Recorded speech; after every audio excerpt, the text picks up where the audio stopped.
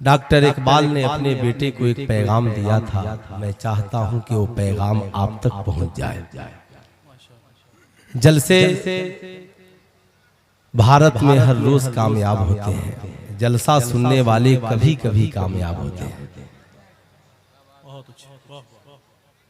अगर हर जलसा कामयाब हो जाए तो 100% इसे कामयाबी नहीं मानी जाए, मगर 2, 4, 10 लोग हर जलसे से कामयाब होते रहें तो अच्छे लोगों की तादाद बढ़ सकती है। डॉक्टर इकबाल ने अपने बेटे से कहा कि दयारे इश्क में अपना मकाम पैदा कर, दयारे इश्क में अपना मकाम पैदा कर, नया जमाना नए सुबह शाम पैदा कर। मेरा तरीक अमीरी नहीं फकीरी है, खुदी न बेच गरीबी में नाम पैदा। मेरा तरीक आला हजरत नक्शा यूं खींचते हैं, तेरे गुलामों का नक्शे कदम है राहे खुदा, वो क्या बहक सके जो ये सुराग लेकर चले। पूरी दुनिया में इस वक्त आलमे इस्लाम में जिस आलिम का इल्मी फैजान बट रहा है वो तन्हा बरेली के इमाम अहमद रजा का बट रहा है। हो सकता है आप मेरी बात से इत्तेफाक न रखें, मगर 1 मिनट में मैं समझाकर फिर अपनी तकरीर का आगाज करूं। आला हजरत का इल्मी फैज मिला हुजूर सदरुस शरिया को, हुजूर सदरुस शरिया का इल्मी फैज मिला हुजूर हाफिज मिल्लत को, और हुजूर हाफिज मिल्लत का इल्मी फैजान पूरे आलमे इस्लाम को मिल रहा है। जहां जहां आवामे अहले सुन्नत है या अहले सुन्नत वल जमात की खानकाहें हो, मदारिस हो, मकातिब हो, एक इदारा ऐसा दिखला दीजिए जहां हुजूर हाफिज मिल्लत के दर के परवरदा नहीं। अगर उनका वजूद है तो मानना पड़ेगा कि आला हजरत का इल्म बिल वास्ता इस वक्त पूरे आलमे इस्लाम में सबसे ज्यादा जिस आलिम का इल्मी फैजान बट रहा है वो बरेली के इमाम अहमद रजा का बट रहा है। और आपको ये भी मानना पड़ेगा कि उर्दू अदब के हवाले से भी अगर बात की जाए तो पूरे आलम में सबसे ज्यादा जिसकी नातिया शायरी पढ़ी जाती है, एक रोज नहीं हर रोज, चाहे वो नात की शक्ल में हो या सलाम की शक्ल में हो, तो तन्हा बरेली के इमाम अहमद रजा की पढ़ी जाती है। क्योंकि देखिए मैं उस दर का गुलाम हूँ, इसलिए जिसका खाओ उसका गाओ, है ना। जहां रहे मामला साफो शफाफ रहे। समाज में कौन नहीं चाहता कि उसे इज्जत मिले, हर शख्स चाहता है कि समाज में उसकी इज्जत हो, उसका वकार हो, जमाना उसका रिस्पेक्ट करे, लोग उसकी इज्जत करें, मर्द हो, औरत हो, बच्चा हो, बूढ़ा हो, जवान हो। जिसे इज्जत नहीं मिलती वो महफिल छोड़ देता है, जिस बस्ती में इज्जत न मिले वो बस्ती छोड़ देता है, मुल्क में इज्जत न मिले तो मुल्क छोड़ देता है, घर में इज्जत न मिले तो घर छोड़ देता है। इज्जत सबको चाहिए, वकार सबको चाहिए, मर्द हो, औरत हो, बच्चा हो, बूढ़ा हो, जवान हो, मगर इज्जत मिलेगी कैसे? कुरान कहता है इज्जत की सिर्फ एक राह है और उस राह का नाम है इल्म। उतुल इल्म दर्जात, इल्म हासिल करो, खुदा तेरे रुतबे को बढ़ा देगा। यानी शिक्षा ग्रहण करो, तालीम याफ्ता बन जाओ, एजुकेटेड बन जाओ। जिस दिन तुम्हारे पास ये इल्मी शक्ति है, इल्म से ताल्लुक तुम्हारा जुड़ जाएगा, ये इल्म तेरे रुतबे को बढ़ाने का काम करे, ये इल्म तुझे ऊंचे मकाम तक पहुंचाने का काम करे। यही वजह है रब फरमाता है हल यस्तविल लजीना यालमून वल लजीना ला यालमून, तुम क्या समझते हो पढ़े लिखे और जाहिल दोनों बराबर है? ऐसा नहीं हो सकता। यही वजह है हर इंसान समाज में अपने इल्म के मुताबिक इज्जत पाता है। डॉक्टर अपने इल्म के मुताबिक, इंजीनियर अपने इल्म के मुताबिक, प्रोफेसर अपने इल्म के मुताबिक, साइंटिस्ट अपने इल्म के मुताबिक, आलिम अपने इल्म के मुताबिक, मुफ्तियाने दीन अपने इल्म के मुताबिक, हुफ्फाज़े कराम अपने इल्म के मुताबिक, मैट्रिक पास अपने इल्म के मुताबिक, इंटरमीडिएट क्रिएट करने वाला अपने इल्म के मुताबिक। आपने देखा होगा ऐसा नहीं है कि समाज में इलेक्ट्रीशियन और प्लम्बर की इज्जत नहीं है, अल्लाह ने उन्हें भी इज्जतें बख्शी है, वो भी अपने मकाम पे और अपने महकमे में खूब इज्जत पाते हैं। मगर ऐसा आपने नहीं देखा होगा, जहां मैट्रिक, जहां पे इंटर की जरूरत हो वहां मैट्रिक पास को रख लिया जाए, जहां बीए वाले की जरूरत हो वहां इंटर वाले को रख लिया जाए। ऐसा आपने नहीं देखा होगा, जहां पे साइंटिस्ट की जरूरत हो वहां इंजीनियर को रख लिया जाए, जहां इंजीनियर की जरूरत हो वहां इंटर पास को सिर्फ रख लिया जाए। नहीं, जहां मुफ्ती की जरूरत है वहां आलिम नहीं, जहां पे आलिम की जरूरत है वहां हाफिज नहीं। यानी हर शख्स अपने इल्म के मुताबिक समाज में इज्जत और वकार पाता है। मगर दुनिया में साहब आपने कहीं ऐसा नहीं देखा होगा कि डॉक्टर इंजीनियर के पीछे हाथ बांध कर खड़ा हो, इंजीनियर प्रोफेसर के पीछे हाथ बांध कर खड़ा हो, प्रोफेसर साइंटिस्ट के पीछे हाथ बांध कर खड़े हो, साहब मैट्रिक पास इंटर वाले के पीछे हाथ बांध कर खड़ा हो। लेकिन कुरान का ये फैजान है, जब हमारी कौम का कोई शहजादा अपने सीने में कुरान को महफूज करता है और हदीस मुस्तफा की तालीम हासिल करके जब किसी इदारे से फारिग होकर अपनी बस्ती में पहुंचता है और मुसल्ले इमामत पे खड़ा होता है, तो क्या डॉक्टर, क्या इंजीनियर, क्या प्रोफेसर, सारा जमाना हाथ बांधकर उसके पीछे खड़ा हो जाता है। किसी मीडिया वाले ने एक डॉक्टर साहब से इंटरव्यू लिया, डॉक्टर साहब जरा ये तो बताइए, आप इतने बड़े डॉक्टर हैं, आपका एक अपना मकाम और वकार है, मगर अजीब इत्तेफाक है आपका जब कोई मसला फंसता है आप साहब प्रिंसिपल साहब को फुल लगाते हैं, अपने इदारे के आलिम साहब को फुल लगाते हैं, हजरत खैरियत है, मुफ्ती साहब मेरा एक सवाल है हल कर दीजिए। आप इतने बड़े डॉक्टर होकर अपना सवाल मुफ्ती साहब से हल कराते हैं, इतने बड़े डॉक्टर होकर के अपने मसाइल हाफिज साहब और आलिम साहब के पास रखते हैं। जब मुफ्ती साहब आते हैं तो आप अपनी कुर्सी छोड़ करके खड़े हो जाते हैं। डॉक्टर साहब आपकी भी तो अपनी कोई इज्जत है, आपका भी तो कोई अपना वकार है। डॉक्टर साहब ने कहा याद रखना, ये चाय पियो, मैं तुझे 2 मिनट में समझा देता हूँ, मेरे देखने का नजरिया और है। याद रखना, मैं आईना हूँ, दिखाऊंगा दाग चेहरे का, जिसे बुरा लगे वो सामने से हट जाए। डॉक्टर साहब ने कहा याद रखना, मैं डॉक्टर हूँ, समाज में मेरी इज्जत है, महकमे में मेरी इज्जत है, इस अस्पताल में मेरे हुक्म के बगैर एक काम नहीं होता। लेकिन इसका मतलब ये नहीं है मैं अपनी कौम के आलिम से रुतबे में बढ़ गया, इसका मतलब ये नहीं है मैं अपनी कौम के मुफ्तियाने किराम से रुतबे में बढ़ गया। जानते हो, तुझे पता नहीं है, मैं डॉक्टर बना हूँ, दुनिया के इंसानों की लिखी हुई किताबों को पढ़कर डॉक्टर बना हो। मैं इंजीनियर बना हूँ, दुनिया के इंसानों की लिखी हुई किताबों को पढ़कर इंसान इंजीनियर बनता है, कोई साइंटिस्ट बनता है, दुनिया के इंसानों की लिखी हुई किताबों को पढ़कर साइंटिस्ट बनता है। मगर हमारी कौम का जो इमाम बनता है वो दुनिया के इंसानों की लिखी हुई किताबों को पढ़कर इमाम नहीं बनता, बल्कि अल्लाह की नाजिल करदा किताब कुरान अजीम को पढ़कर इमाम बनता है, मुस्तफा जाने रहमत की हदीस को पढ़कर इमाम बनता है। दुनिया में कोई किताब कुरान का मुकाबला नहीं कर सकती और कोई इल्म वाला आलिम कुरान का मुकाबला नहीं कर सकता, आलिम हदीस का मुकाबला नहीं कर सकता। हमारा आलिम जो हमसे रुतबे में बड़ा है वो पर्सनालिटी की वजह से बड़ा नहीं है, वो खानदान की वजह से बड़ा नहीं है, वो हुस्न जमाल की वजह से बड़ा नहीं है, बल्कि कुरान की तालीम ने आलिम दीन और हाफिज कुरान के रुतबे को बढ़ा दिया। आज यही वजह है समाज में हर इंसान इज्जत अपने इल्म के मुताबिक पा रहा है। आपसे मैं पूछना चाहता हूँ, आप ईमानदारी से बताएं, आपके ज़हन में बहुत सारी बातें आ सकती है। माइक ऑपरेटर साहब से गुजारिश है जरा इको कम कर दीजिए, है ना, और मेन मशीन से वॉल्यूम बढ़ाइए। इको मोहम्मद अली भाई आए ना तो 100% दे दीजिएगा, ठीक है, और इस गरीब पे रहम कीजिए, ठीक है। थोड़ी सी आवाज, मुझे लगता है कि आवाज साफ नहीं पहुंच रही है। हो सकता है ऐसा नहीं कि बाद में लोग बोले कि वो क्या बोल रहे थे तो बात ही समझ में नहीं आए। जाहिर सी बात है ऐसा नहीं होना चाहिए। सिर्फ जिन लोगों तक बात पहुंच रही है वो एक बार हाथों को उठाकर बोल दे सुभान अल्लाह।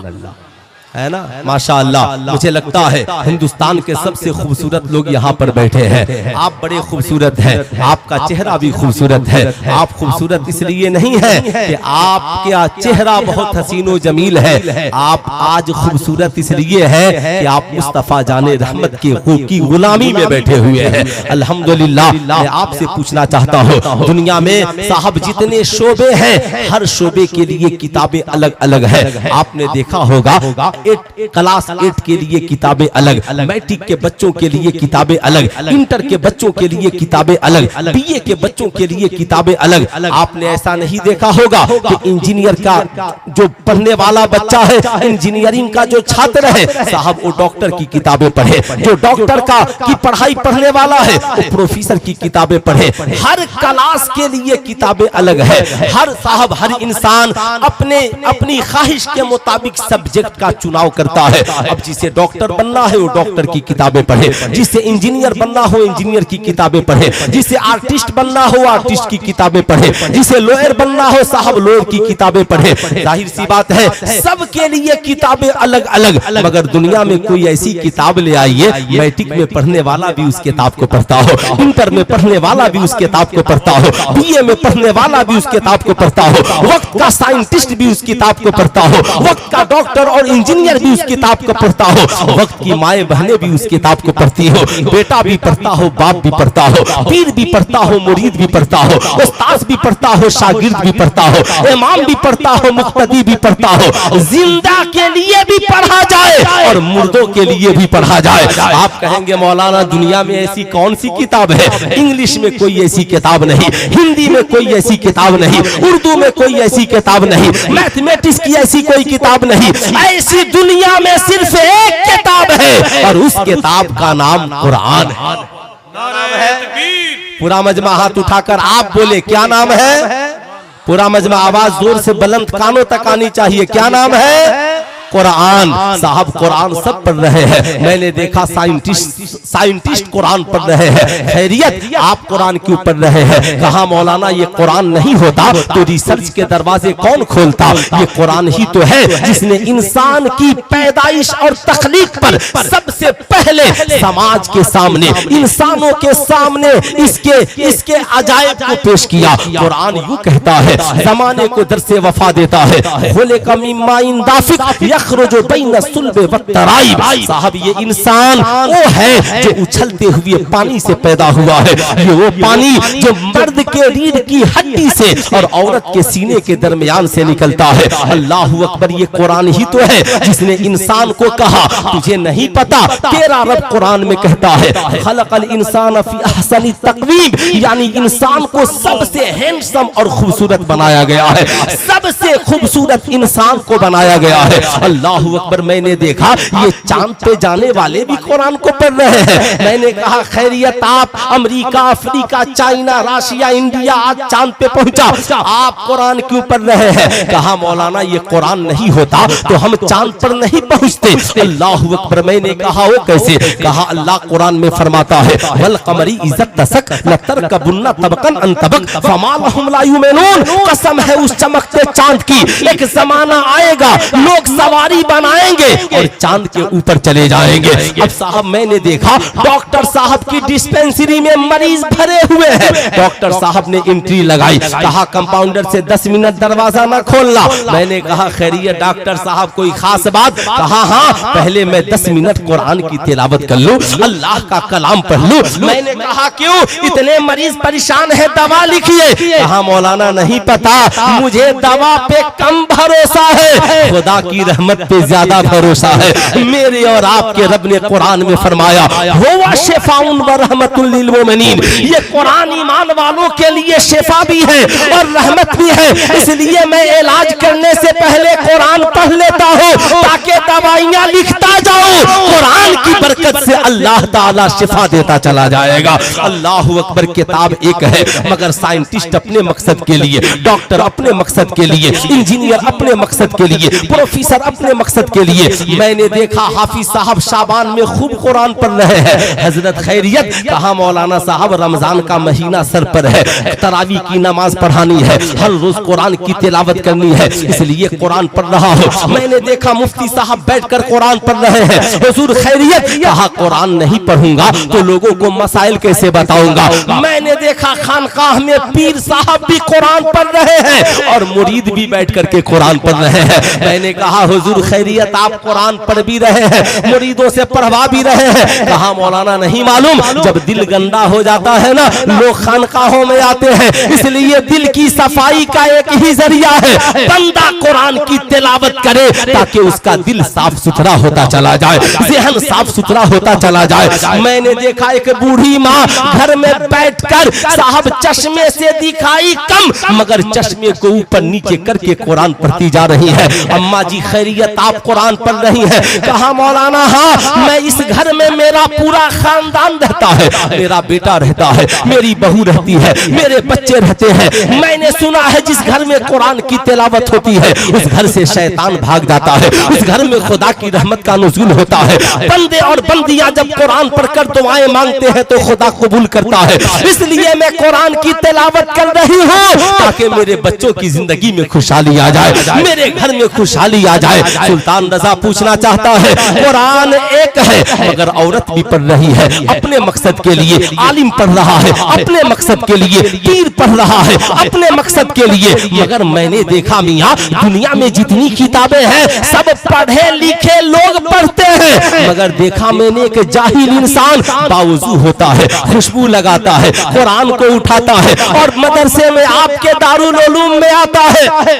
दारुल उलूम ख्वाजा गरीब नवाज में कहता है मुफ्ती साहब एक काम कीजिए जरा सा अपने एक शागिर्द को दे दीजिए। कहा हाथ में क्या लिए हो? कहा कुरान लिया हो। कहा ये बताओ तुम तो पढ़ना नहीं जानते? कहा पढ़ना नहीं जानता। कहा फिर कुरान लिए क्यों हो? कहा मौलाना दुनिया में जितनी किताबें हैं सिर्फ पढ़े लिखे लोगों के लिए है, अगर पढ़ा लिखा है तो इंग्लिश पढ़ लेगा, पढ़ा लिखा है तो मैथ से फायदा उठाएगा, पढ़ा लिखा है तो तारीख हिस्ट्री और ज्योग्राफी से फायदा उठाएगा, मगर जाहिल है तो किसी किताब से फायदा नहीं उठा सकता। मगर मौलाना दुनिया में सिर्फ एक ही किताब है कुरान, पढ़ा लिखा पढ़कर कामयाब होता है और अनपढ़ जाहिल पढ़ना नहीं आता, कुरान सुनकर कामयाब हो जाता है, कुरान को देखकर कामयाब हो जाता है, कुरान को मोहब्बत से छूकर कामयाब हो जाता है। यही तो एक किताब है, पढ़ा लिखा पढ़कर कामयाब हो जाता है,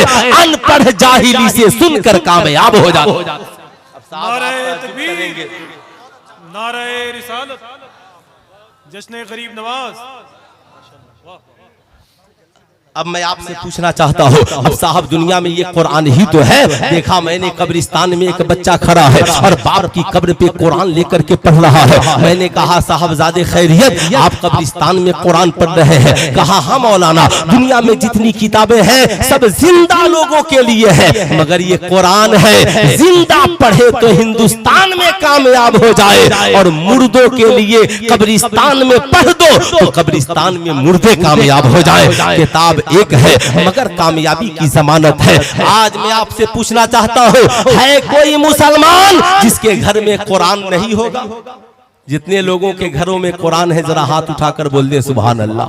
माशाअल्लाह सबके घरों में कुरान है। एक बात का बुरा ना मानिएगा, आज मज़ारों पे चादरें चढ़ रही है और बेटियों के सरों से दुपट्टा उतर रहा है और आपके भी सरों से टोपियां उतर गई है। याद रखिएगा आपकी तादाद बड़ी कम नहीं है, आज आप परेशान है। लोग कहते हैं कि मौलाना इस्लाम खतरे में है। कौन कहता है इस्लाम खतरे में है? इस्लाम खतरे में न कल था न इस्लाम खतरे में आज है। मुसलमान अपनी बदअमालियों की वजह से खतरे में है, मुसलमान अपनी बदकिरदारियों की वजह से खतरे में है। आज आपने अपने अमाल का जायजा नहीं लिया, यही वजह है। आप ईमानदारी से बताइए इस्लाम बड़ा बाबू खैरियत ओ मियां इधर तीनों आदमी साथ आए थे, जलसा खत्म हो गया। अल्लाह अकबर, तीनों के सरों पे टोपियां नहीं है। अब आप देख लीजिए। अच्छा एक बात बताइए, क्यों आप लोग डर से टोपियां नहीं पहने हैं? कोई बोल देगा, कोई डांट देगा, कोई मार देगा मत पहनिए, काहे पहनिएगा। जब आर्मी में जाइएगा और कहेगा दाढ़ी क्यों रखे हैं, तब क्या कहिएगा? आप कहिएगा नहीं दाढ़ी तो सरकार की सुन्नत है, तो वो कहेगा नहीं तो सिर्फ मौलाना लोग रखते हैं, हर मुसलमान क्यों नहीं रखता। आज हमने माहौल खुद खराब किए हैं, और ये जो प्रॉब्लम और परेशानियां हैं ना, ये सब हमारे खुद के किए हुए हैं। इसलिए इन परेशानियों को खुद से दूर करना सीखिए। एक बात याद रखिए, इस्लाम में नमाज बाद में फर्ज है, इस्लाम में रोजा बाद में फर्ज है, इस्लाम में हज्जो ज़कात बाद में फर्ज है। लेकिन बात जब तालीम की आई ना, तो इस्लाम कहता है उतलुबुल इल्म मिनल महदि इलल लहद, इल्म हासिल करो माँ की गोद से लेकर के कब्र की मंजिल तक। मालूम है ना, तालीम इस्लाम में पहले फर्ज है, इसलिए तालीम याफ्ता बनना होगा। अब वो दौर नहीं रहा, बम उठाइएगा चला दीजिएगा, बारूद उठाइएगा चला दीजिएगा। आप जिसके मुकाबले में खड़े हैं ना साहब, उसके पास सरकारी वर्दी भी है, सरकारी हथियार भी है, सरकारी पावर भी है। आपका वजूद कहाँ है? आप दीनी एतबार से भी नुकसान में है, दुनियावी एतबार से भी नुकसान में है। इतना खुश होने की जरूरत नहीं है। आपके पास बहुत बड़ी दौलत हो सकती है, आपके पास बहुत बड़ी हवेली हो सकती है, आप वक्त के बहुत बड़े अमीर हो सकते हैं, मगर उस दौलत की हिफाजत के लिए भी इल्म की जरूरत है, उस हवेली की हिफाजत के लिए भी इल्म की जरूरत है। आज इस समाज की हिफाजत के लिए इल्म की जरूरत है, इल्म की। अगर आपके पास इल्म नहीं है तो आप किस महाज पे खड़े होंगे? क्या आपने भारत में उन लोगों के हालात को मुलाहिजा नहीं किया जिनके पास दौलतें थी मगर उनके पास सरकारी कलम नहीं था, उनके पास सरकारी पावर नहीं था। आज तो हालात इतने बुरे हैं, हर इंसान दूसरे पे कमेंट करने में लगा हुआ है। मैं आपसे पूछना चाहता हूँ, जो लोग कॉलेज स्कूल से ताल्लुक रखते हैं वो कहते हैं मियां मौलवियों ने क्या किया है, जो लोग मदरसे से ताल्लुक रखते हैं वो कहते हैं डॉक्टर इंजीनियर प्रोफेसर ने क्या किया है। चूंकि हमारा नजरिया तनकीदी है, याद रखिए इंसान को पॉजिटिव बनने की जरूरत है, निगेटिव मत बनिए, वरना साहब निगेटिव ज़हन रखिएगा ना, यहाँ खड़े खड़े मैं निगेटिव हो जाऊंगा। आज कौन किसका ज़हन निगेटिव नहीं है मियां? आज हालात तो इतने बिगड़ गए कि बेटा कहता है मेरे बाप ने क्या किया है, अगर बाप सुन ले तो हार्ट अटैक आ जाएगा। साहब बेटी कहती है मेरी माँ ने मेरे लिए क्या किया है। जब समाज का गोद में जन्म लेने वाला बेटा माँ बाप के लिए निगेटिव हो सकता है, तो समाज में कोई किसी के लिए भी निगेटिव हो सकता है। इसलिए ज्यादा कोई निगेटिव बोले तो परेशान होने की जरूरत नहीं है, मगर अलमिया दोनों जगह है। याद रखिएगा काम समाज में दोनों का है। अगर डॉक्टर नहीं होगा तो इलाज कौन करेगा, इंजीनियर नहीं होगा तो नक्शे कौन बनाएगा, प्रोफेसर नहीं होगा तो नक्शा कौन पढ़ाएगा, साहब मैथमेटिक्स के जानकार नहीं होंगे तो अलजबरा कौन पढ़ाएगा, गुत्थियां और मसाइल कौन सुलझाएगा, और आलिम नहीं होंगे तो शराब की हुर्मत कौन बताएगा। बताओ माँ बाप को, माँ बाप की के कदमों के माँ बाप के कदमों के नीचे जन्नत की फजीलत कौन बयान करेगा। आलिम नहीं होंगे तो वजू का तरीका कौन बताएगा, आलिम नहीं होंगे तो निकाह जनाजा कौन पढ़ाएगा, आलिम नहीं होंगे तो हलाल हराम कौन बताएगा। पता क्या चला, समाज में दोनों की जरूरत है। डॉक्टर जिस्म का इलाज करता है और आलिम हमारी समाज का इलाज करता है, हमारे माशरे का इलाज करता है। लेकिन नजरिए में फर्क आपके है। अगर आपका जिस्म बीमार पड़ जाए तो महंगा डॉक्टर की जरूरत आपको है। आपको अगर पता चल जाए फला डॉक्टर बहुत महंगा है, फी लेता है मगर इलाज बड़ा अच्छा करता है, आप कहते हो जाने दो जितना फी ले, मगर मैं बीमार हूँ कम से कम अच्छा तो हो जाऊंगा। सुल्तान रजा आपसे पूछना चाहता है, अगर जिस्म बीमार हो जाए तो महंगा डॉक्टर इलाज के लिए चल सकता है, आज पूरा समाज और माशरा बीमार है तो महंगा आलिम इस समाज और माशरे के इलाज के लिए क्यों नहीं चल सकता है। आपने कभी इसके बारे में सोचा कि आपकी मस्जिद में एक अच्छा आलिम हो, आपके इदारे में बावकार मुफ्ती हो, चाहे 50,000 नहीं लाख देने की जरूरत पड़े, मगर हमें वो आलिम चाहिए जो जिंदगी में बावकार हो, साहब जिसके कलम में ताकत हो, जिसकी जबान में ताकत हो, जिसके पास इल्मी सलाहियत हो। मगर नहीं, आप तो सोचते ये हैं कि फतवा मुफ्ती आजम हिंद की तरह बताए और तनख्वाह उसकी।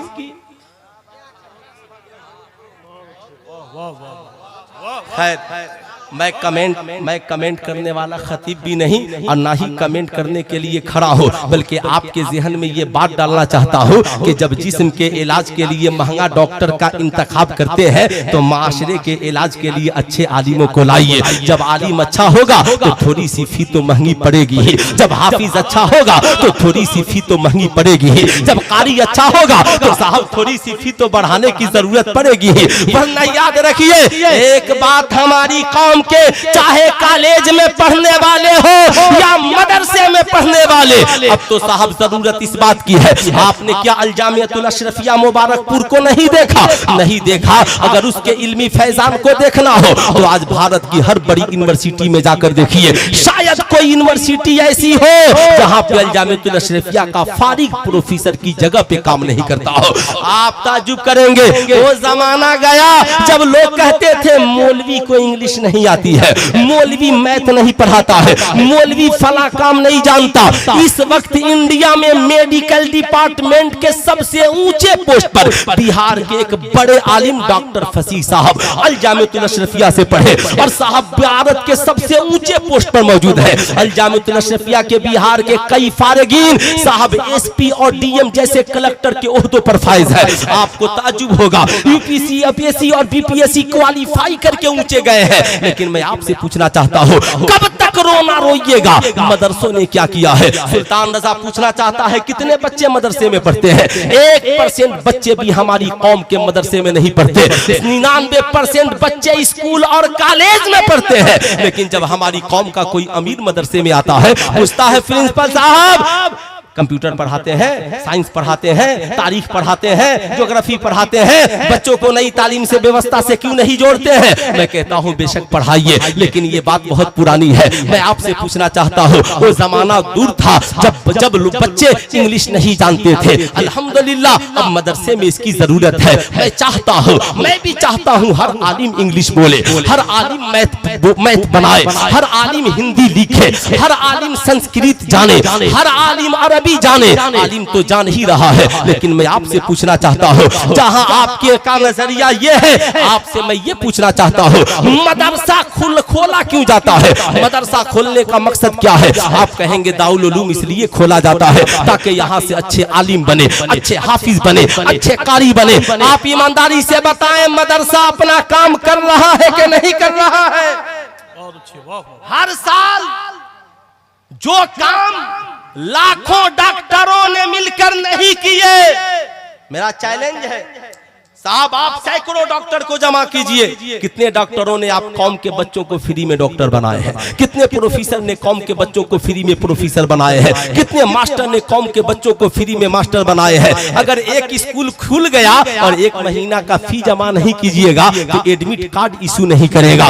मगर मदरसे का हाल ये है, मैं इन उलमाए कराम की जूतियों का सर का ताज बनाकर बोलता हूँ, करम है इन उलमाए कराम का कि इस कौम से भीख मांग कर हर साल कौम के लाखों बच्चों को फ्री में हाफिज़े कुरान और आलिमे दीन बनाकर कौम को पेश करते हैं। अरे जवाब नहीं, लेकिन मैं इससे बहुत ज्यादा खुश नहीं हूँ। आप ये मत समझिएगा कि मैं इससे बहुत ज्यादा खुश हूँ, इसलिए कि मैंने दोनों माहौल को देखा है और हजरत सरकार पीराने पीर दस्तगीर की जिंदगी को भी मैंने मुलाहिजा किया है। साहब याद रखिएगा, सरकार पीराने पीर दस्तगीर की जिंदगी का भी मैंने मुताला किया है। आज बड़ा अफसोस है, ये कौम चादर में उलझ के रह गई। आला हजरत ने लिखा मजार शरीफ पर एक चादर चढ़ाओ, अगर आप 1 करोड़ चादर चढ़ाने में लग गए। आला हजरत ने लिखा बुजुर्गों से फायदा हासिल करो, मगर सिर्फ आप लंगर और बिरयानी खाने में रह गए। आज मैं पूछना चाहता हूँ, 99% हमारी कौम के बच्चे स्कूल में पढ़ते हैं। स्कूल कॉलेज क्यों बने? ताकि अच्छे लॉयर पैदा हो, अच्छे डॉक्टर बने, अच्छे इंजीनियर बने, अच्छे प्रोफेसर बने, बच्चे ज्यादा से ज्यादा पुलिस महकमे में जाए, यूपीएससी और बीपीएससी क्वालिफाई करें। मगर बताएं ईमानदारी से, हर साल लाखों बच्चे इंटर पास करते सकते हैं, मगर उत्तर प्रदेश पुलिस में आपकी तादाद कितनी है, बिहार पुलिस में आपकी तादाद कितनी है, आर्मी में आपकी बहाली कितनी है, आप बताएं। क्या वहां पे सीटें खाली नहीं है? मगर हमारी कौम का नौजवान ये रात भर मोबाइल चलाएगा, उसके बाद मुर्ग मुसल्लम बिरयानी खाएगा, सुबह के 10 बजे तक सोएगा, बाप से जबरदस्ती पैसा मांगेगा और माँ से मंगाएगा और मंगा कर खाकर सोएगा। फिर साहब जब कोई मामला होगा ना, तो जब मोटरसाइकिल पे गुंडागर्दी करेगा, पुलिस 100 लाठी मारेगी, उसके बाद जाकर के रोएगा, इसलिए कि तेरे पास कलम की ताकत नहीं है, तेरे पास औकात नहीं है। अभी बिहार में एक मामला हम लोगों के सामने आया, मेरे एक साथी के साथ हम लोगों ने सारी ताकतें झोंक दी। देखा मैंने कि मेरा एक चचेरा भाई STF में पटना, मैंने फोन किया कि जरा बड़े बाबू को फोन करो, उसने फौरन फोन किया। जो ही मैं गया, कहा सर घबराए नहीं, कुछ नहीं होगा, शाम तक रिहाई होकर के रहेगी, असल मुजरिम को पकड़ के लाया जाएगा, मगर उसके लिए आपके पास पावर होनी चाहिए, आपके पास सलाहियत होनी चाहिए। ऐ मेरी कौम का नौजवान और खास करके उत्तर प्रदेश का नौजवान, सुल्तान रजा का ये पैगाम याद रखना, अब वो दौर नहीं रहा कि तुम मुर्ग मुसल्लम बिरयानी खाकर सोए रहो, अब वो दौर नहीं रहा कि नमाज़े फज्र कज़ा करके तुम सोए रहो, अब वो दौर नहीं रहा इशा की नमाज़े कज़ा करके तुम सोए रहो, नहीं ये वो दौर नहीं रहा, बल्कि तुम जिंदगी को टारगेट के तौर पर गुजारो। याद रखना, मैट्रिक पास करके तुझे क्या करना है, इंटर पास करके तुझे क्या करना है, आगे तेरे मराहिल क्या है। अगर गरीबी है तो गरीबी की वजह से तालीम हासिल करना बंद मत करना, बल्कि दाउल उलूम गरीब नमाज में आना, प्रिंसिपल साहब से मिलना, कहना हजरत मैं इंटर में बड़ा अच्छा नंबर लाया हूँ, ख्वाहिश है पढ़ लिख कर IPS अफसर बनूं, पैसों की कमी है, हजरत चाहेंगे तो मिनटों में इंतजाम हो जाएगा। और मैं अपनी कौम के लोगों से भी कहूंगा, इन नेताओं से सड़कें मत मांगो, ये नेता अगर तेरे पास आता है ना, कहो हमें चलने के लिए सड़क नहीं चाहिए, हाथ में सरकारी कलम पकड़ने के लिए एजुकेशन पॉइंट चाहिए। हमारे लिए एजुकेशन पॉइंट का इंतजाम करो, अपने एजुकेशन पॉइंट को मजबूत करो। आज हमारी कौम कहां सोई कहां चली गई है ना। मोहम्मद अली फैजी साहब हजरत सरकारे गौसे आजम के बहुत बड़े आशिक है। मैं चाहता हूं अपनी कौम के उन नौजवानों को सरकार गौसे आजम की इल्मी जिद्दोजहद का एक वाकया नहीं, बल्कि उनके इल्मी जिद्दोजहद की जिंदगी की कुछ झलक दिखलाऊं, ताकि हमारी कौम का वो नौजवान जो मैट्रिक पास करके तालीम छोड़ रहा है, इंटर पास करके तालीम छोड़ रहा है, या मदरसे में पढ़ने वाले वो बच्चे जो सानिया सालसा राबिया पढ़कर अलविदा कह के मस्जिदों में जाकर इमाम बन गए और कौम को इस दहाने तक पहुंचा दिया। मेरी बात का बुरा ना मानिएगा, ऐसा नहीं कि तू गद्दार है तो हम वफादार है,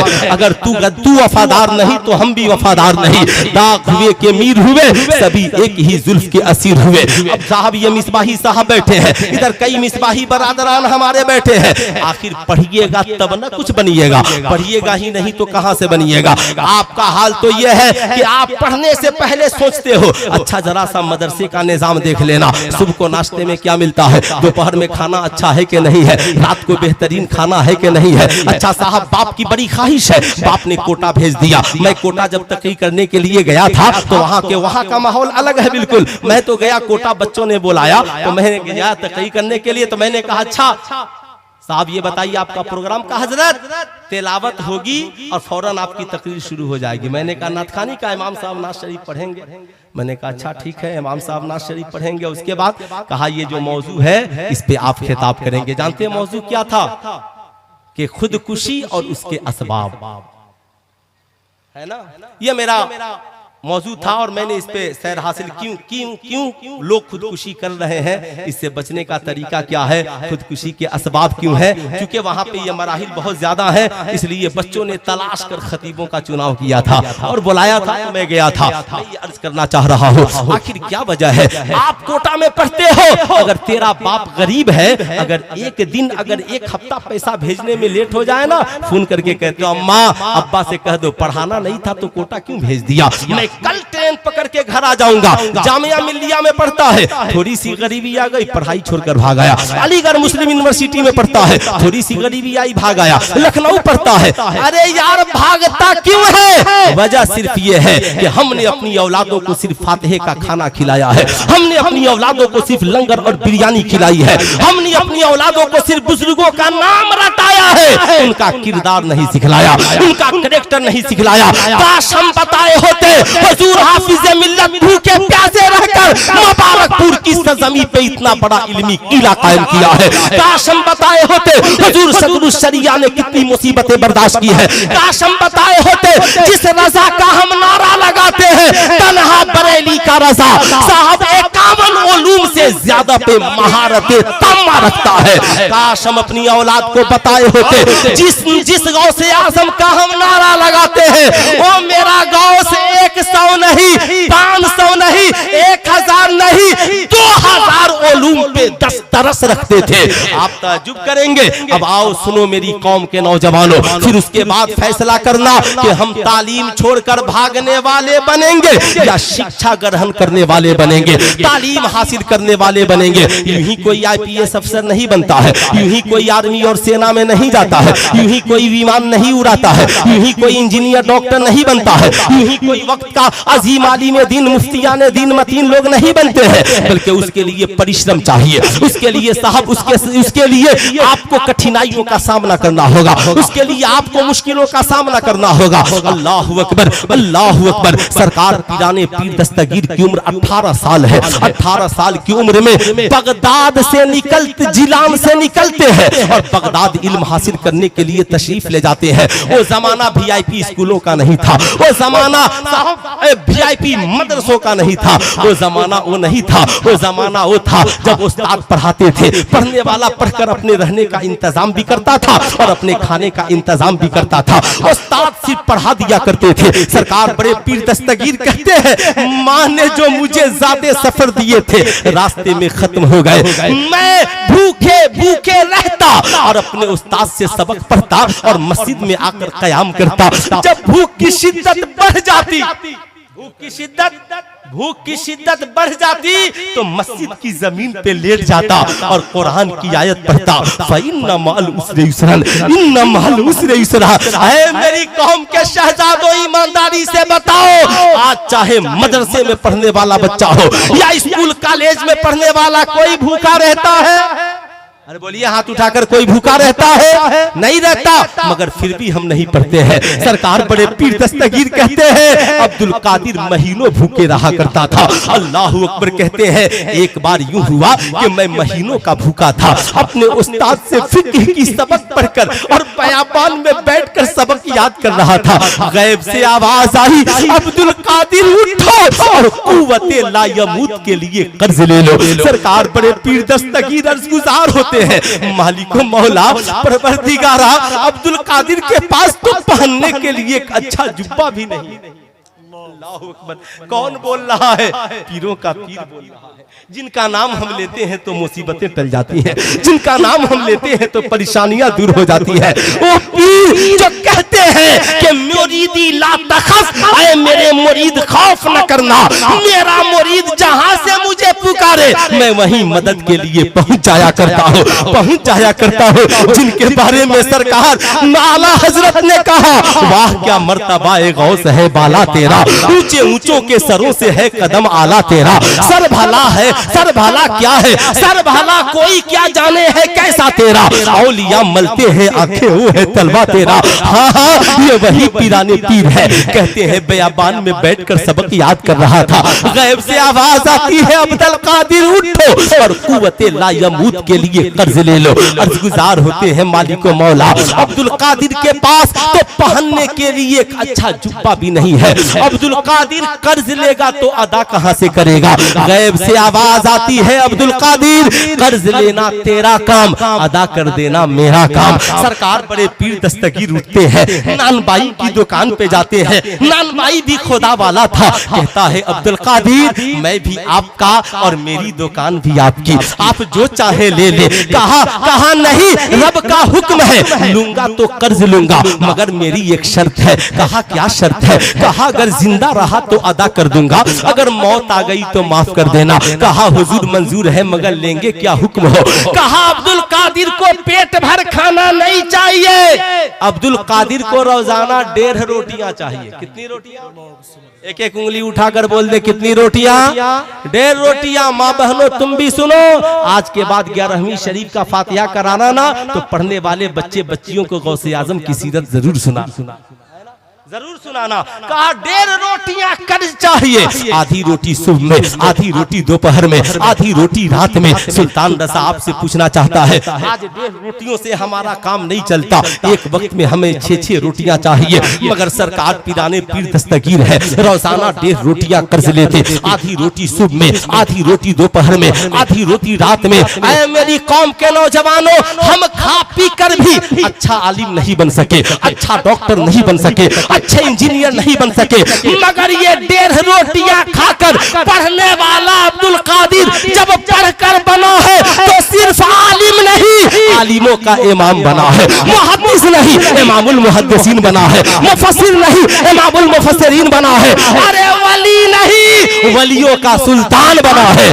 ऐलान करते हैं मेरा कदम तमाम वलियों के गर्दन पर, तो बरेली शरीफ से शहजादे आला हजरत अल्लामा मुस्तफा रजा खा पुकार उठे, खिला मेरे दिल की कली गौसे आजम, मिटा कल्ब की बेकली गौसे आजम। ये दिल ये जिगर है ये सर और आंखें, जहां चाहो रखो कदम गौसे आजम। अल्लाहु अकबर। सरकार बड़े पीर दस्तगीर कहते हैं वो जमाना इंटरनेट का नहीं था, वो जमाना सेटेलाइट का नहीं था, वो जमाना मुकनातिशियत का नहीं था, वो जमाना साहब लाइव टेलीकास्ट का नहीं था।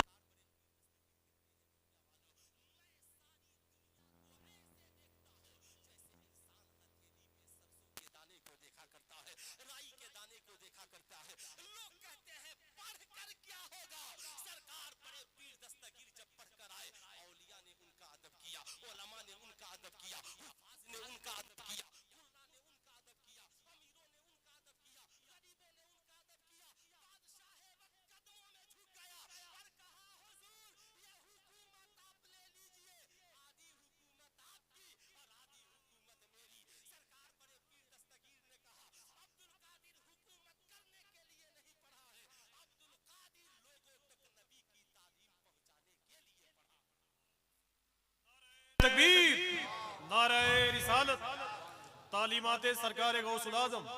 इसलिए मेरी कौम का नौजवान, आप चाहे मदरसे में पढ़ते हो, आप चाहे स्कूल कॉलेज में पढ़ते हो, आज ये वादा करके जाएं हमारा बाप गरीब जरूर है मगर हम तालीम हासिल करेंगे, हमें सुखी रोटियां नसीब होंगी मगर हम अपनी जिंदगी को टारगेट के मुताबिक बनाएंगे। ऐ मेरी कौम का नौजवान, भूखे प्यासे रह करके पढ़ना, याद रखना आज के जलसे से पैगाम लेकर जा, मैट्रिक से ही अपनी माइंड अपने दिमाग को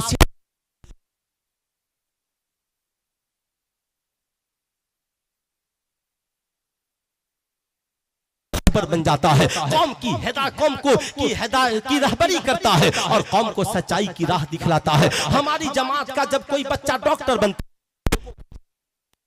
कोई बच्चा वकील, तो लोगों के मुकदमात को साहब यहाँ की कचहरियों में लड़ता है, और हमारी कौम का कोई बच्चा जब IPS अफसर बनकर दारोगा बनता है तो साहब एक थाने की भी हिफाजत करता है और थाने में रहने वालों की भी हिफाजत करता है।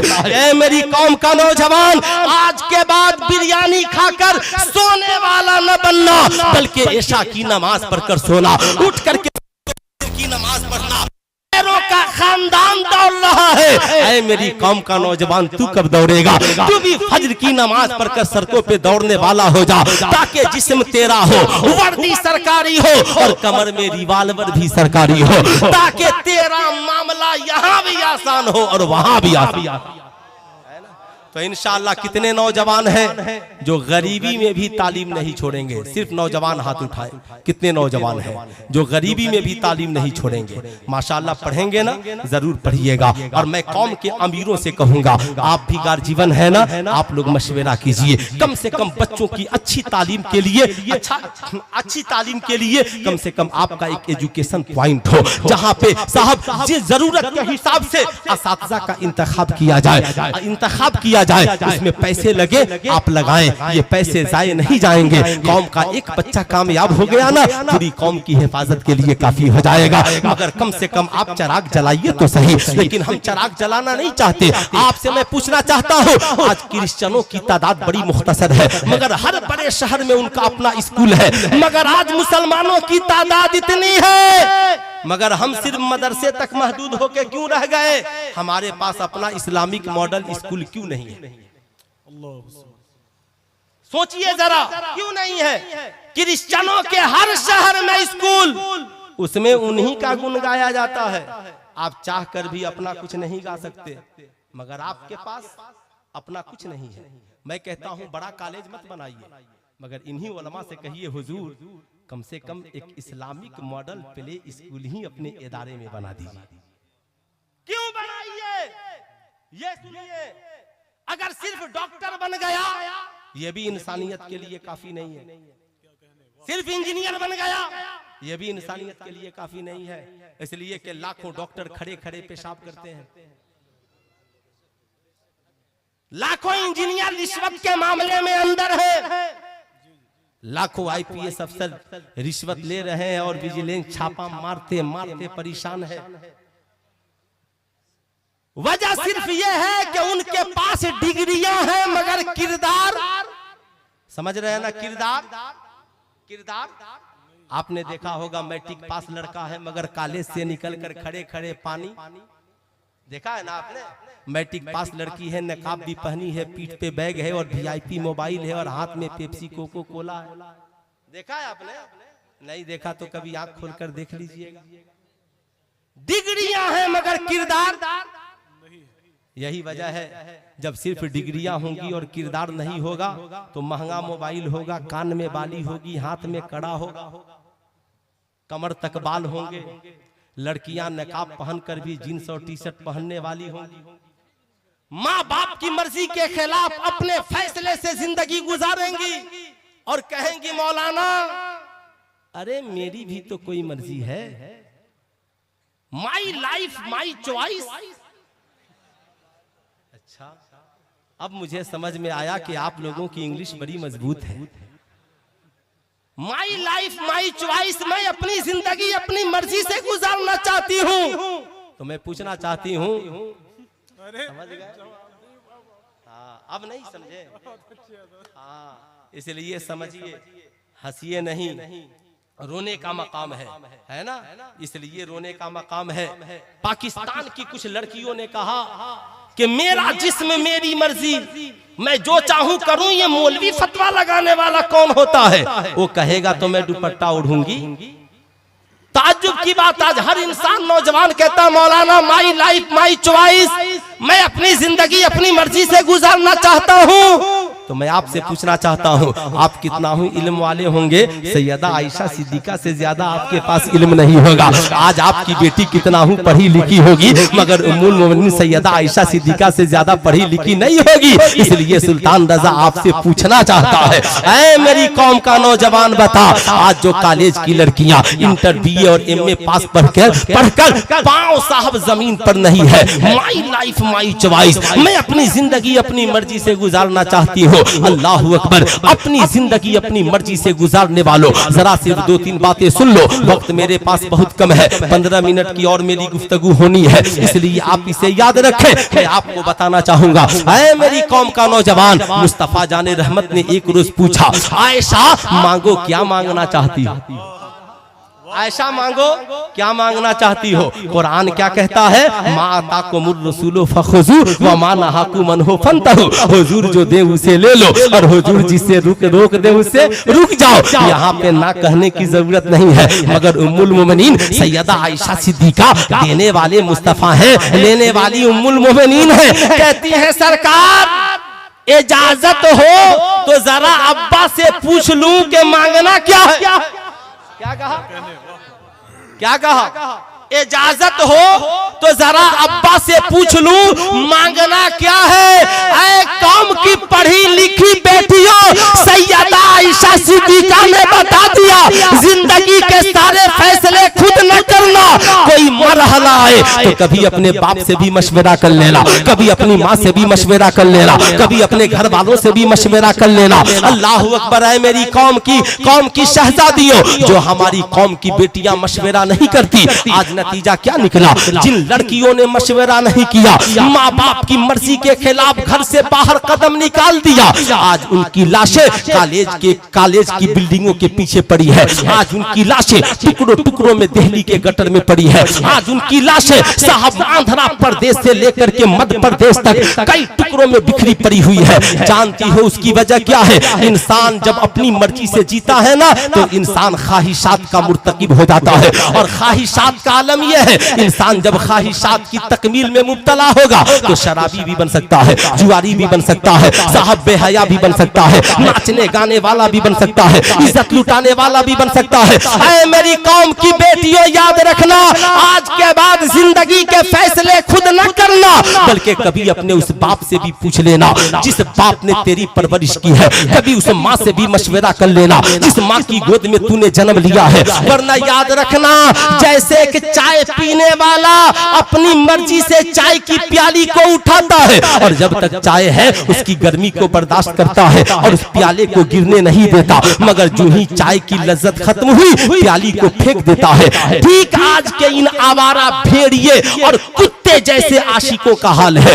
ये भी आज नौजवान लड़कियों को ताजमहल दिखलाते हैं, लाल किला दिखलाते हैं, सिर्फ इन्हें उनके जिस्म की भूख है, और भूख जब मिट जाती है तो टुकड़े टुकड़े करके कभी दिल्ली में काट रहे हैं, कभी मुंबई में काट रहे हैं, कभी आंध्रा में काट रहे हैं, कभी रेलवे स्टेशन पे छोड़कर भाग जा रहे हैं। ऐ मेरी कौम की बेटियों, जिस दिन तूने सारी दुनिया की ख्वाहिशात को छोड़कर सैयदा खातूने जन्नत की गुलामी को अख्तियार कर लिया तो महकामी तेरा खुशहाल होगा और ससुराल भी तेरा जन्नतुल फिरदौस का गहवारा बन जाएगा।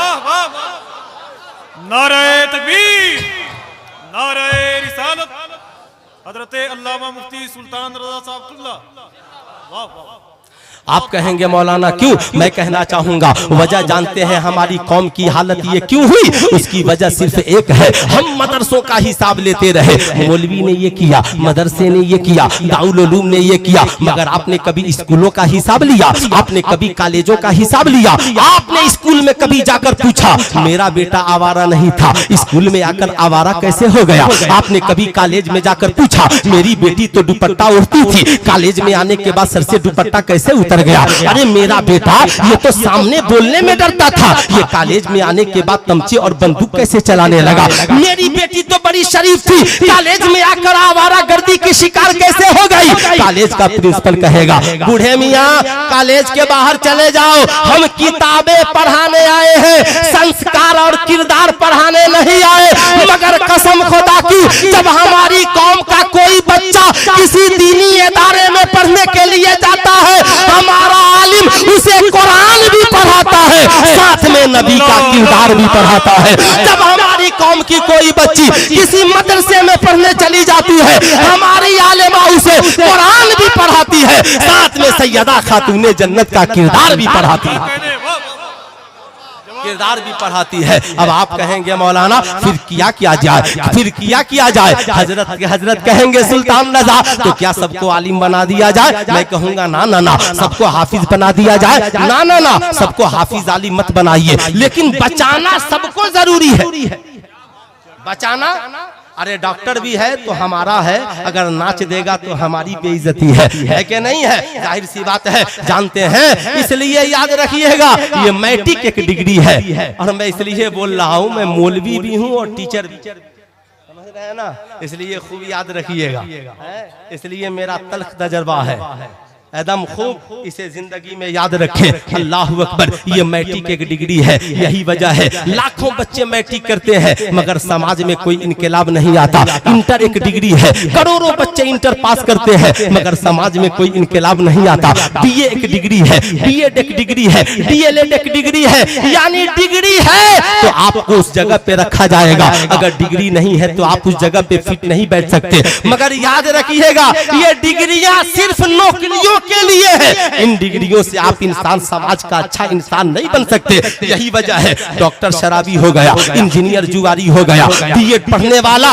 बीएड पास करने वाला स्कूल में जाकर अय्याश हो गया। साहब अजीब इत्तेफाक है, इसलिए कि इनके पास डिग्रियां हैं मगर किरदार नहीं है। फिर किरदार के लिए क्या करना होगा? तो याद रखिएगा, ये जितने डिग्री वाले हैं सब चिल्लाते रहे माई लाइफ माई चॉइस, मैं अपनी जिंदगी अपनी मर्जी से जीना चाहता हूँ। रब ने कहा मेरे बंदे मैंने तुझे पैदा किया है, अपनी मर्जी से न जी। अब एक छोटी सी मिसाल बताइए, हम जिस मुल्क में रहते हैं इसका नाम है भारत, और भारत को चलाने के लिए संविधान है कि नहीं है? या ये मुल्क संविधानहीन है कह सकते हैं? 1947 में भारत आजाद हुआ, यहाँ के महापुरुषों ने बैठकर बैठक की और मीटिंग की और कहा मुल्क को चलाने के लिए संविधान बनाइए वरना बच्चे आवारा हो जाएंगे। अब कुछ आजादी मिली, कुछ पाबंदी हुई। तो आजादी जो मिली उसे छोड़िए, जो पाबंदी लगी उसे सुनिए।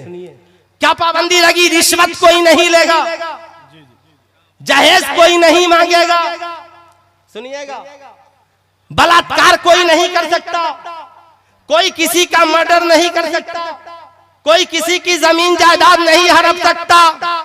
और आपका पड़ोसी स्टेट बिहार, वहां पे माननीय मुख्यमंत्री जी को बात समझ में आई तो कहा अब इस बिहार में कोई शराब नहीं पी सकता।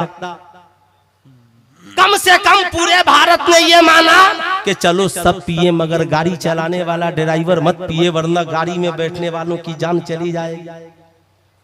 अब साहब ये संविधान बना, इतनी पाबंदी, अब जो पिएगा जेल जाएगा, जो रिश्वत लेगा जेल जाएगा, जो जना करेगा जेल जाएगा, जो जहेज मांगेगा जेल जाएगा। सुल्तान रजा पूछना चाहता है कहाँ गया आपका नारा माई लाइफ माई चॉइस? अबे पगले, जब एक मुल्क चलाने के लिए संविधान की जरूरत है तो जिस अल्लाह ने पूरे संसार को बनाया वो तुझे संविधानहीन कैसे कर सकता है?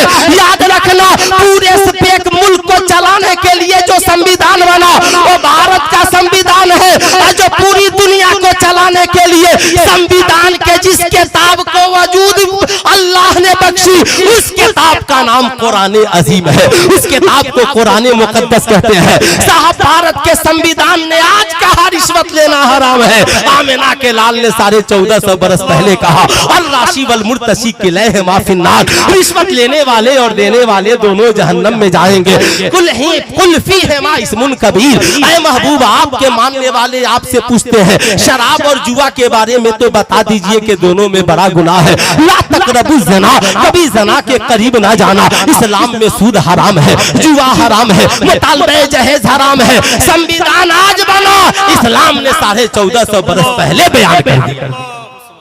अब आप जरा सा सोचिए, अगर ये इस्लाम ना होता तो ये संविधान, लेकिन समझिए तब समझते कहाँ है? इसलिए मैं आपको बताना चाहूंगा, अब आपने मोटी बातें समझ ली, इसलिए सारी दुनिया की डिग्रियां होने के बावजूद अगर समाज में अच्छा इंसान बनना है तो आप अपने रब से पूछिए, ये मालिक मौला ये खूबसूरत आंखें तूने दी है, ये बेहतरीन रुखसार तूने दिए हैं, हैंडसम और खूबसूरत तूने बनाया है, ये जवानी तूने दी है, ये मौला हम जिंदगी कैसे गुजारे? तो मेरा और आपका रब कहता है लक़द कान लकुम फी रसूलिल्लाहि उस्वतुन हसना।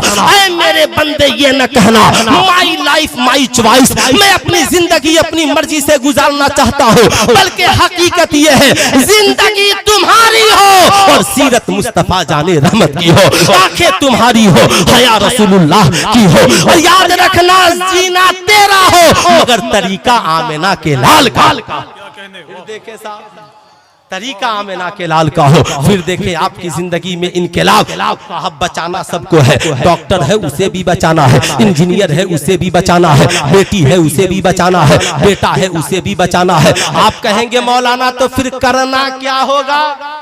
तो सबसे पहले जो हमारी कौम के बड़े हैं यानी सरपरस्त, आप अपने इखलाक को ऊंचा कीजिए, आपस में उलमा और दानिशवरान सर जोड़कर बैठिए और ये फैसला कीजिए कि हर बस्ती में इन्हीं मदरसों के जेरे साया एक इस्लामी मॉडल प्ले स्कूल खोलेंगे, जिसमें नर्सरी से लेकर कम से कम 2 तक ही पढ़ाई हो, जिसमें पढ़ाने वाला एक बेहतरीन आलिम, बेहतरीन हाफिज, एक बेहतरीन 2-3 टीचर, और उसके बाद 1 से 100 यहीं, क से गया यहीं, अलिफ से या यहीं, साहब ये सारी तालीमात उसी में हो, और एक बेहतरीन माहौल दे ताकि हमारी बस्ती का हर बच्चा बच्ची कम से कम 5-6 साल उस इस्लामिक मॉडल प्ले स्कूल में पढ़े, ताकि बचपन में ही बच्चों के ज़हन में इस्लाम भी बैठ जाए और तालीमी पोजीशन भी बेहतर हो जाए, ताकि जब मदर्स डे आए ना तो हमारे बच्चे नाचने वाले न बने, बल्कि हमारा आलिम उसे बताएगा,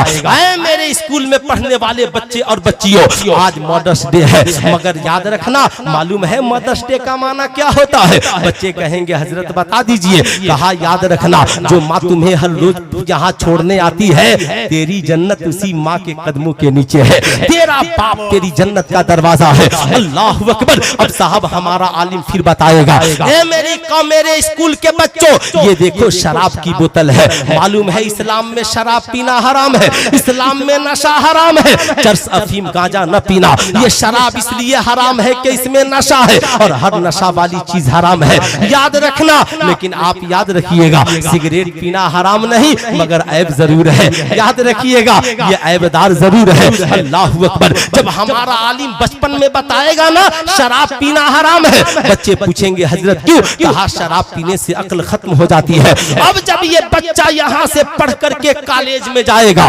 कॉलेज का कोई आवारा लड़का कहेगा, कॉलेज का कोई आवारा लड़का कहेगा, चल आज शराब पी लेते हैं, शराब की पार्टी करते हैं। वो कहेगा ना ना ना, मैं पानी पी सकता हूँ, शरबत पी सकता हूँ, दूध पी सकता हूँ, चाय पी सकता हूँ, कॉफी पी सकता हूँ, लस्सी पी सकता हूँ, मगर शराब नहीं पी सकता।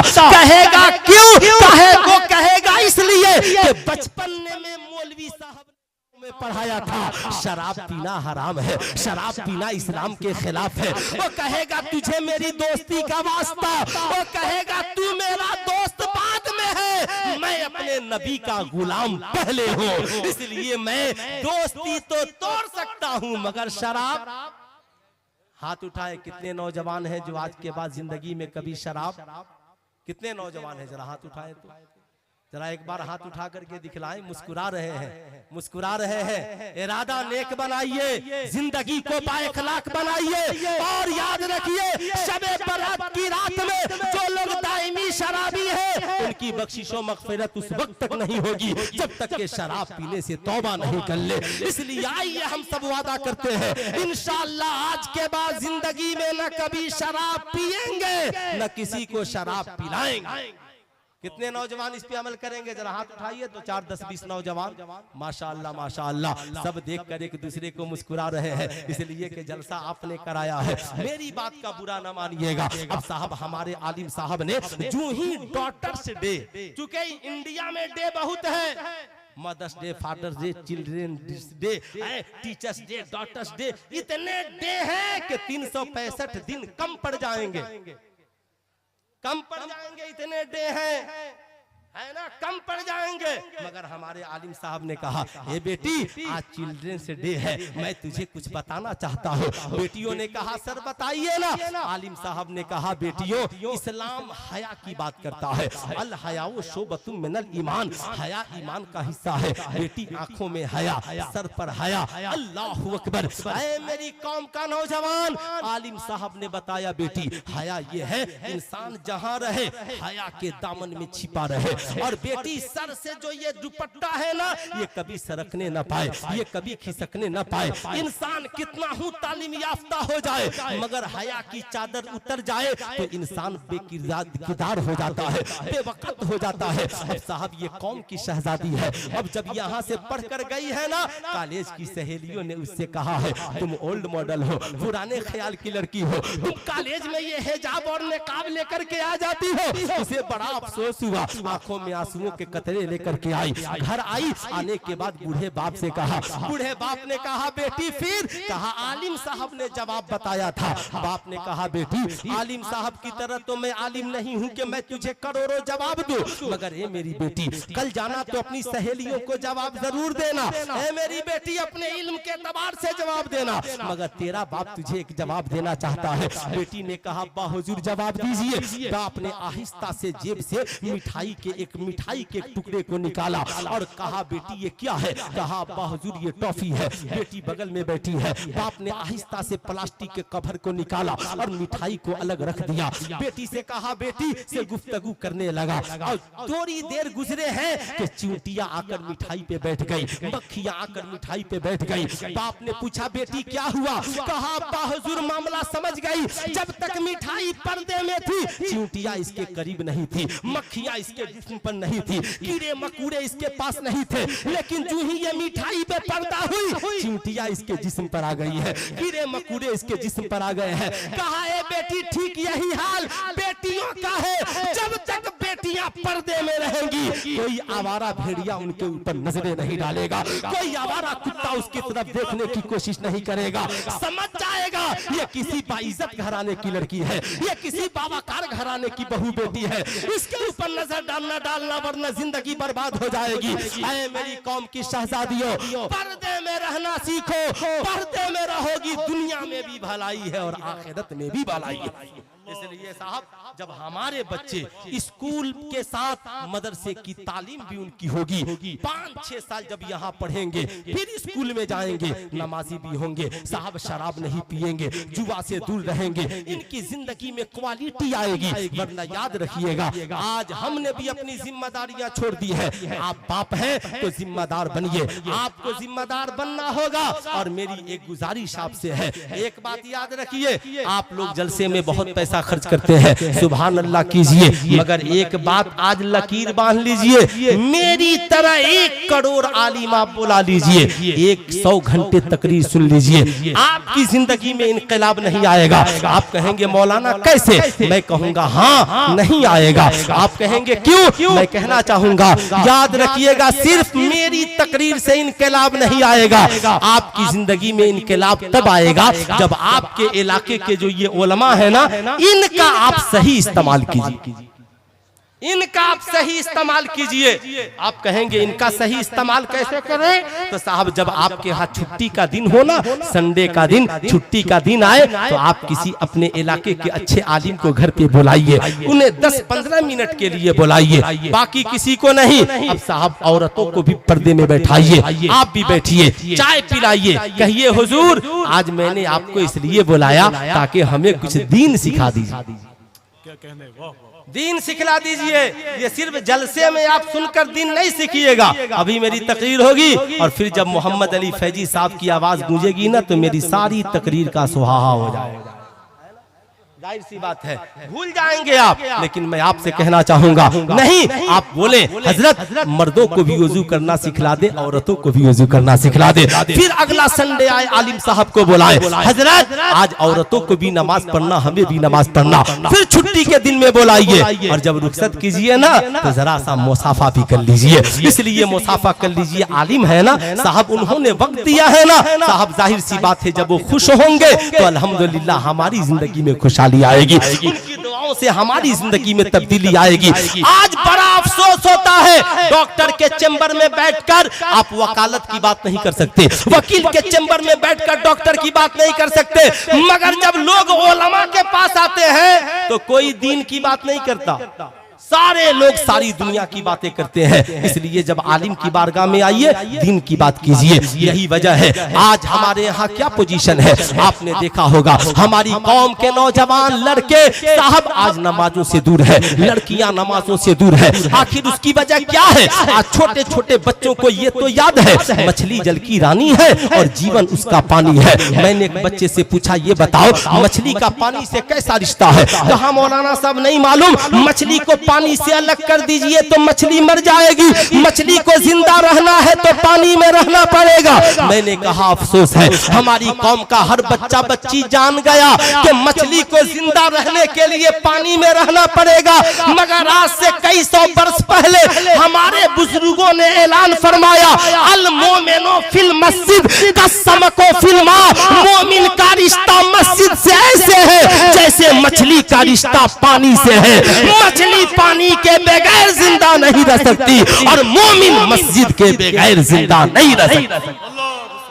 ईमानदारी से बताएं, आपने कभी अपने बहुत अच्छे, वाह। आपने अपनी औलादों से कभी ये कहने की जरूरत की बेटा मस्जिद में नमाज का वक्त हो दौड़ करके चलना, मेरी बीवी तेरा भी मुसल्ला बिछना चाहिए, मेरी बेटी तेरा भी मुसल्ला बिछना चाहिए। आज नौजवानों का हाल ये है, जब इनकी पैदाइश का दिन आता है ना, बर्थडे का मौका आता है, नौजवान आवारा दोस्तों के साथ पुल पुलिया पे मोटरसाइकिल लगाकर केक काटते हैं, हैप्पी बर्थडे टू यू बोलते हैं, अश्लील हरकतें करते हैं, गाना गाते हैं। सुल्तान रजा कहना चाहेगा बर्थडे मनाना नाजायज नहीं, मगर जायज तरीके से मनाना जायज है, नाजायज तरीके से मनाना नाजायज है। आपको मनाना ही है ना, क्यों दोस्तों के चक्कर में पड़ते हो, क्यों गाना गाने के चक्कर में पड़ते हो। आज नौजवान कहता है मौलाना आत्मा की शांति के लिए, दिल को सुकून देने के लिए, दिल की खुशी के लिए। अरे पगले, शराब में खुशी है, जुए में खुशी है, जना में खुशी है, नाच गाने में खुशी है, शराब में खुशी है,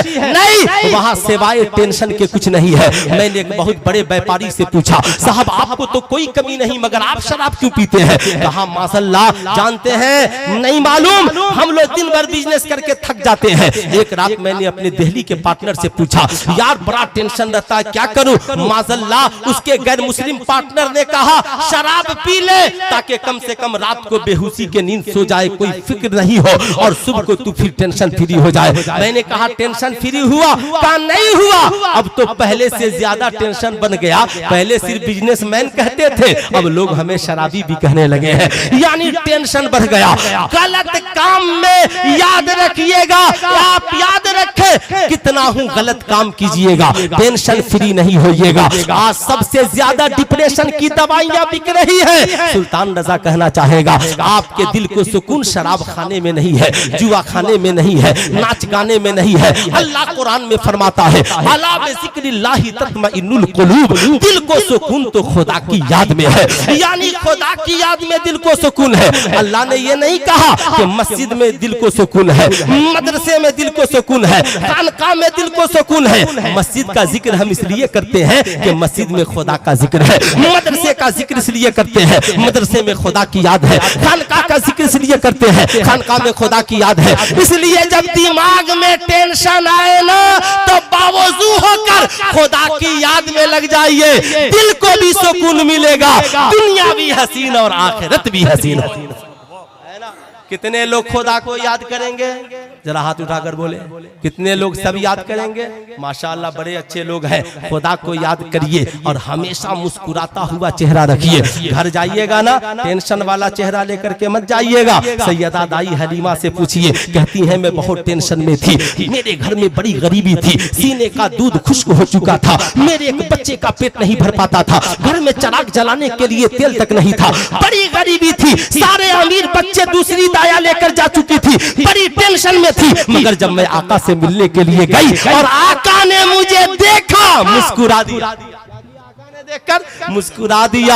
आला हजरत लिखते हैं गमज़दों को रजा मुजदा दीजिए के है वो जाने मसीहा हमारा नबी। कहती है जब नबी ने मुस्कुरा दिया ना, सारा टेंशन खत्म हो गया, सारी परेशानी खत्म हो गई। इसलिए घर जाइए तो सरकार की सुन्नत पे अमल करते हुए, साहब दुकान पे जाइए सरकार की सुन्नत पे अमल करते हुए, मदरसे में आइए, खानकाह में जाइए, मस्जिद में मुस्कुराते हुए। सीने में लाखों गम है मगर मुस्कुराइए।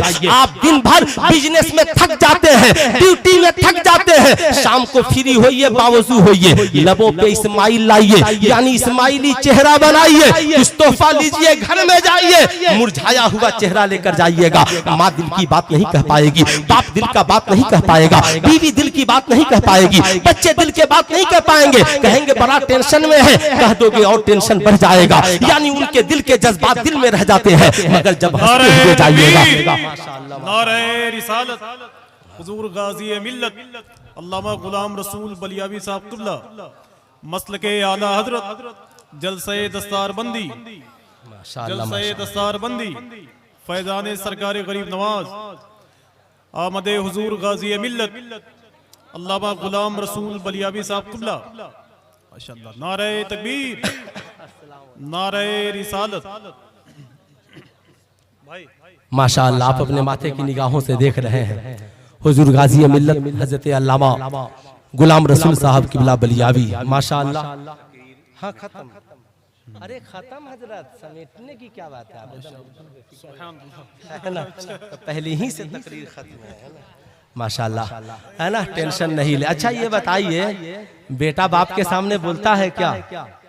हाँ नहीं बोलता है। आज का बेटा तो बाप ही के सामने बोलता है ना, नहीं नहीं बोलता है ना। अदब का तकाजा ये है, हुजूर गाजी मिल्लत से मेरा रिश्ता ऐसा है, बस इतना समझिए कि जिस इदारे के हुजूर महतमीम है, फकीर उसी इदारे में पढ़कर इफ्ता का दर्स हासिल किया। अब आप इतना तो आप समझ रहे हैं ना, तब आप समझ लें कि हम दोनों का बाप बेटे का रिश्ता है। ये मेरी खुशबख्ती है कि मैं इनके सामने बोल रहा हूँ। मैं अर्ज कर रहा था, जहाँ रहे मुस्कुराते हुए, जब मुस्कुराता हुआ चेहरा लेकर घर में जाएंगे ना, बेटा भी आपसे अपने दिल की बात कहेगा, बीवी भी आपसे अपने दिल की बात कहेगी, माँ भी मुरझाई होगी ना, कहेगी बेटे का मूड अच्छा है, चलो दिल की बात कह लेती हूँ।